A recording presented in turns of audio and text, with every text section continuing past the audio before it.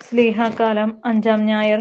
വിശുദ്ധ ലൂക്ക എഴുതിയ സുവിശേഷം 12-ാം അധ്യായം 22 മുതൽ 34 വരെയുള്ള വാക്യങ്ങളുടെ വിശകലനം. ദൈവപരിപാലനയിൽ ആശ്രയിക്കുക. ലോകം പുരോഗമിക്കുന്തോറും ജീവിത സങ്കീർണതകളും ഏറിവരുന്ന കാലഘട്ടമാണിത്. മത്സരബുദ്ധിയ ജീവിക്കാതെ ആർക്കും വിജയത്തിലെത്താൻ കഴിയുകയില്ല.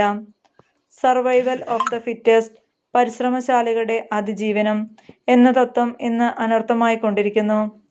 അമ്മയുടെ ചൂടേറ്റ് വളരേണ്ട പ്രായത്തിൽ പ്രീ-KGയിൽ ചേർക്കുന്നതോടെ ആരംഭിക്കുകയായി മത്സര ഓട്ടം. ഇന്റൻസീവ് കെയർ യൂണിറ്റ് കയറ്റി അല്പം കൂടെ ജീവൻ നിലനിർത്താൻ ലക്ഷങ്ങൾ ചിലവഴിച്ച് പാപ്പരായി തീർന്ന എത്രയോ മനുഷ്യർ.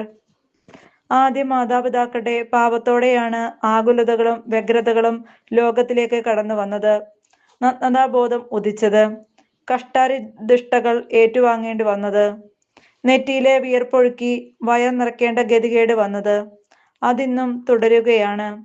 എന്നാൽ യേശു പറയുന്നു, ദൈവത്തിന്റെ രാജ്യം അന്വേഷിക്കുക, ആവശ്യമായതെല്ലാം ദൈവം കൂട്ടിച്ചേർത്ത് നൽകും. അതിന് പ്രകൃതിയിൽ നിന്ന് തന്നെയുള്ള ഉദാഹരണങ്ങളാണ് യേശു മുന്നോട്ട് വയ്ക്കുന്നത്. ആകാശത്തിലെ പക്ഷികളെ നോക്കുവിൻ, അവ വിതയ്ക്കുന്നില്ല, കൊയ്യുന്നില്ല, കളപ്പുരകളിൽ ശേഖരിക്കുന്നുമില്ല. വയലിലെ ലില്ലികളെ നോക്കുവിൻ, അവ നെയ്യുകയില്ല, എങ്കിലും സോളമൻ പോലും അവയെപ്പോലെ സർവാലങ്കൃതനായിരുന്നില്ല.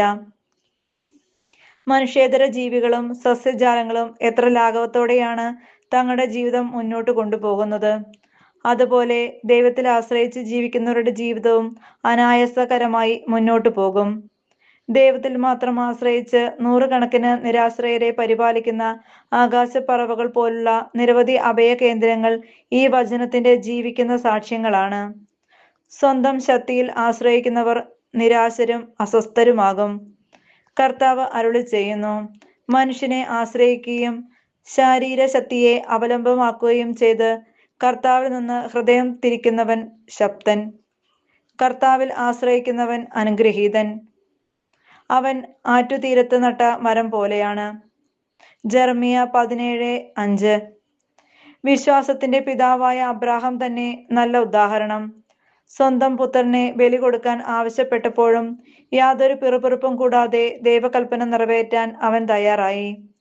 ബലിയർപ്പിക്കാൻ കുഞ്ഞാടെവിടെ എന്ന മകന്റെ ചോദ്യത്തിന് കുഞ്ഞാടിനെ ദൈവം തരും, ഉൽപ്പത്തി 22:8 എന്ന പ്രത്യാശ നിറഞ്ഞ ഉത്തരം ദൈവാശ്രയ ബോധത്തിന്റെ ഉത്തമ ഉദാഹരണമാണ്.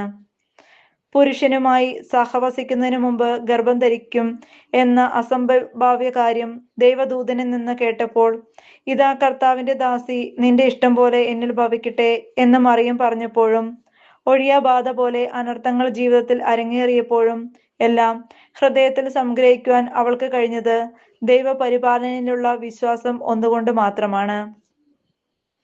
നാം ഈ ലോകത്തിലേക്ക് വന്നത് നമ്മുടെ ഇംഗിതത്താലോ തിരഞ്ഞെടുപ്പിലാലോ അല്ല. അത് ദൈവത്തിന്റെ ദാനമാണ്. മനുഷ്യൻ ജനിക്കുന്നു, വളരുന്നു, പഠിക്കുന്നു, ജോലി സമ്പാദിക്കുന്നു, വിവാഹം കഴിക്കുന്നു, മക്കൾ ജനിക്കുന്നു, പ്രായമാകുമ്പോൾ മരിക്കുന്നു. രാജാവിനും പ്രജകൾക്കും ഒരേ നിയമം, ഒരേ വിധി. ആരും ഇവിടെ നിന്ന് ഒന്നും കൊണ്ടുപോകുന്നില്ല. ഇതിനിടയിൽ ചിലരൊക്കെ ഏറെ സമ്പാദിക്കുന്നു, വേറെ ചിലർ ദാരിദ്ര്യത്തിൽ നരകിച്ച് ജീവിക്കുന്നു. ലാസറിന്റെയും ധനവാന്റെയും ഉപമയിൽ ഈ അന്തരമാണല്ലോ ചിത്രീകരിച്ചിരിക്കുന്നത്. ഭോഷനായ ധനികനെ കുറിച്ചുള്ള പരാമർശത്തിന് ശേഷമാണല്ലോ ദൈവപരിപാലനയുടെ വൈശിഷ്ട്യത്തെക്കുറിച്ചുള്ള ഈ പ്രബോധനം യേശു നൽകുന്നത്. മൃദുസ്വത്തായി ഏറെ ലഭിച്ചതിനു ശേഷവും 2 റബ്ബർ മരങ്ങളുടെ അവകാശത്തിന്മേലുള്ള തർക്കത്തിൽ ഇളയവൻ മുതിർന്നവനെ വകവരുത്തുകയും ഇളയവൻ ജയിലിലാവുകയും ചെയ്ത സംഭവം ഈ ദിവസങ്ങളിലാണല്ലോ പത്രവാർത്തകളിൽ നിറഞ്ഞത്.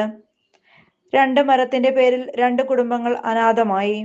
ഇതുപോലെ മാതാപിതാക്കൾ മരിച്ചതിനു ശേഷം സ്വത്ത് തർക്കത്തിന്റെ പേരിൽ വർഷങ്ങളായി ഈർഷ്യയിലും ശത്രുതയിലും ജീവിക്കുന്ന എത്രയേറെ സഹോദരങ്ങളാണ് നമുക്ക് ചുറ്റുമുള്ളത്. അത്യാഗ്രഹങ്ങളിൽ നിന്ന് അകന്നിരിക്കുവിൻ. മനുഷ്യജീവിതം സമ്പത്ത് കൊണ്ടല്ല ധന്യമാകുന്നത്. ഉപമയിലെ കൃഷിക്കാരന് ധാരാളം വിളവ് ലഭിച്ചപ്പോൾ അത് നൽകിയ ദൈവത്തെ അവൻ മറന്നു.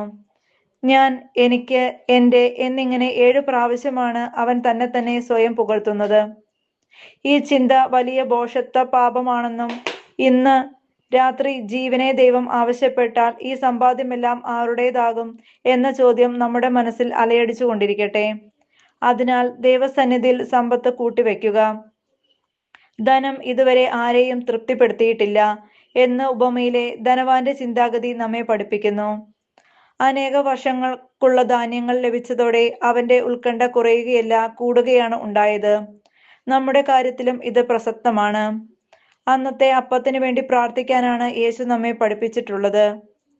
ദൈവത്തിന്റെ ശക്തമായ കരത്തിന് കീഴിൽ നിങ്ങൾ താഴ്മയോടെ നിൽക്കുവിൻ. നിങ്ങളുടെ ആകുലതകളൊക്കെ അവിടുത്തെ ഏൽപ്പിക്കുവിൻ. അവിടുന്ന് നിങ്ങളുടെ കാര്യത്തിൽ ശ്രദ്ധാലുവാണ്. 1 പത്രോസ് 5:7.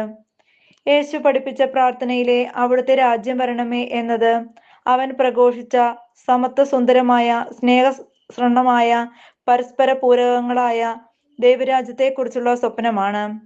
ദൈവരാജ്യം നമ്മുടെ ഉള്ളിലാണ്. ലൂക്ക 11:20. ദൈവം അതിലെ അപ്പനും നാം അതിലെ തുല്യ അവകാശമുള്ള മക്കളുമാണ്. മറ്റ് ജീവജാലങ്ങൾക്ക് ലഭിക്കാത്ത ഭാഗ്യം നിറഞ്ഞ വലിയ ഒരു തിരഞ്ഞെടുപ്പാണിത്.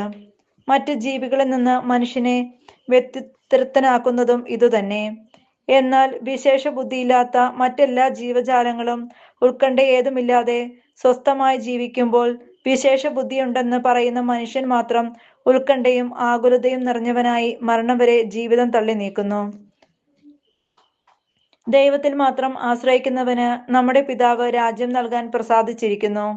ഈ ലോകത്തിലെ സമ്പത്തെല്ലാം വിറ്റ് ദാനം ചെയ്യുന്നവർക്കാണ് അവിടുത്തെ രാജ്യത്തിൽ പ്രവേശിക്കാനാവുക.